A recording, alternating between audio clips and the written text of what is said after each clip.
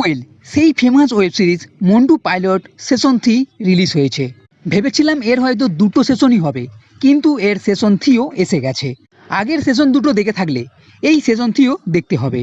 তবে কথা হলো এই সেশন 3তে কী আছে ও আগের মতন হলো কি না। এখানে বলে রাখি, আগের দুটো সেশনের মতনই সেই একই জিনিস এখানে আপনি দেখতে পাবেন। মন্টু আবার এই রেড লাইট জগতে ফিরে আসছে, কারণ ফুড ডেলিভারি কাজ করার সময় এক অ্যাপে ভ্রমণের মতন দেখতে কাউকে দেখে। তবে এখানে মন্টু বিবিজানের নীলকুঠির কাছে কিন্তু ফিরে আসছে না, অন্য একজন জাহাঙ্গীরের নামে তার কাছে ফিরে আসছে, কারণ এর ডেরাতেই আছে ভ্রমর নামে ওই মেয়েটি। এইবার ভ্রমরকে কিভাবে এখান থেকে বার করবে? এই মেয়েটি আসল ভ্রমর কি না? ভ্রমর তো মারা গেল, তাহলে সে কিভাবে ফিরে এলো? এই যে রেড লাইট জগৎ, এটা কিভাবে বরবাদ হবে? নাকি ভ্রমরের মতন আবার কেউ এখানে ফেঁসে যাবে? এই সবের উত্তর এই সেশন 3তে দেখা যাবে।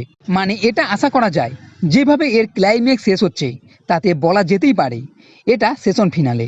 এইবার দেখার বিষয় হলো এর যে এপিসোডগুলো আছে তার মধ্যে কি টানটান আছে। সেক্ষেত্রে বলবো এই সেশন 3 একটু হলেও আগের মতন মনে হয়নি।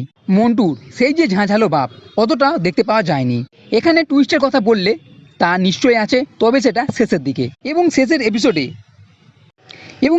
এপিসোডে কিছু টুইস্ট আছে যা আমাকেও তাজ্জব করেছে, মানে চমকে দিয়েছে, যার জন্য ক্লাইম্যাক্স একটু জবরদস্ত মনে হয়েছে। আর এই সিরিজকে যেটা উচ্চ পর্যায়ে নিয়ে গেছিল তা হলো গালাগালি, সেটাও আছে, তবে অল্প মাত্রায়। আমার মনে হয়েছে এই সিরিজটাকে জোর করে বানানো হয়েছে, মন্টু ও ভ্রমরের মিল দেওয়ার জন্যই এটা করা হয়েছে।